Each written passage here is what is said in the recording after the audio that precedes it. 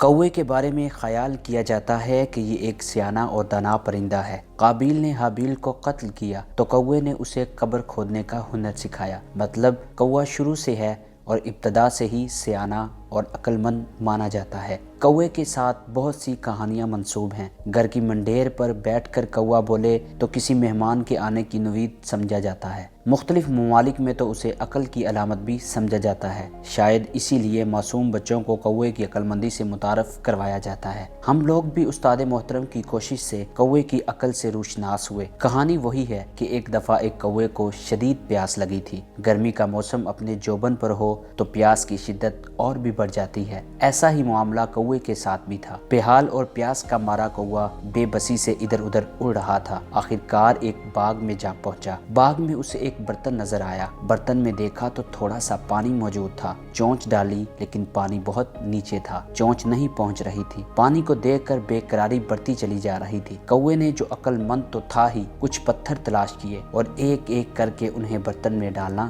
شروع کر دیا۔ ایک تھکا دینے والے پرمشقت کام کے بعد پانی اوپر آ گیا اور کوے نے پانی پی کر پیاس بجھائی، جان بھی بچائی اور اس کے ہاتھ ایک ترکیب بھی آئی جو آئندہ جانداروں کے لیے مثال بن گئی کہ ضرورت ایجاد کی ماں ہے۔ اگر تند ہی سے محنت کی جائے تو راستے خود بخود بنتے چلے جاتے ہیں اور خدا بھی تو انہی کی مدد کرتا ہے جو اپنی مدد خود کرتے ہیں۔ اسی لیے مسائل کو سر پر سوار کر کے آپ خوش نہیں رہ سکتے۔ مسائل کے حل کی تلاش اور کوشش میں ہی اصل خوشی ہے۔ حابیل و قابیل کے دور کا کوا عقل و دانش کی مثال تھا۔ اس کے بعد کے ادوار کے کوے بھی اپنی بساط بھر کوشش کرتے رہے۔ پھر اسی نسل کے کوے نے گھڑے سے پانی نکال کر پیا اور نئی تاریخ رقم کی۔ وقت گزرتا رہا۔ کوے کے گھڑے سے پانی نکال کر پینے کی روایت کوا بکوا چلتی رہی، حتیٰ کہ ایک اور قوم کو انہی حالات سے دوچار ہونا پڑا۔ شدید تپش، پیاس اور تھکن نے کوے کو بے حال کر رکھا تھا۔ اس نے پانی کی تلاش شروع کی، ادھر ادھر اڑا۔ آخرکار اسے پانی کا ایک گھڑا نظر آ گیا، مگر گھڑے میں پانی بہت کم تھا۔ ایجاد کی روایات سے وفا کرنے والے اس کوے نے فوراً دادا کوے کی تقلید کی اور گھڑے میں کنکر پھینکنے شروع کر دیے۔ خوشی بلکہ سرمستی کے عالم میں وہ کنکر پھینکتا چلا جا رہا تھا۔ ابھی پانی اوپر آئے گا، ابھی پانی اوپر آنے والا ہے۔ وہ پتھر پھینکتا رہا، اس بات سے بے خبر کہ صحرا کی دوپہر ہے اور پتھر اس سے بھی زیادہ پیاسے۔ کافی دیر کی جافشانی کے بعد جب اس نے گڑھے میں جھانکا تو شدید پیاس اور شدید صدمہ سے بے ہوش ہو گیا۔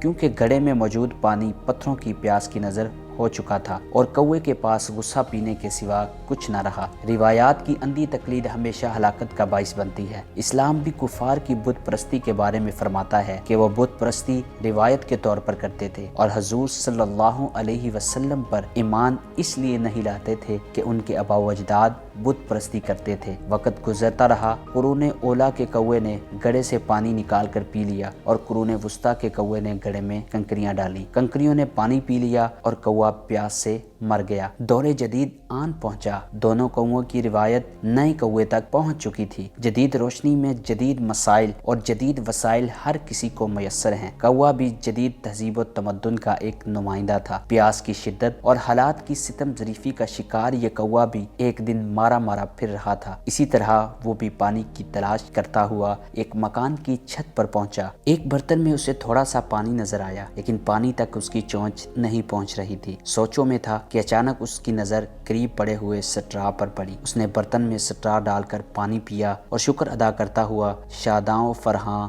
نئی منزلوں کی طرف روانہ ہو گیا۔ Intelligent people always find a way otherwise they make one. ذہین لوگ راہ تلاش کرتے ہیں، نہ ملے تو راہ بنا لیتے ہیں۔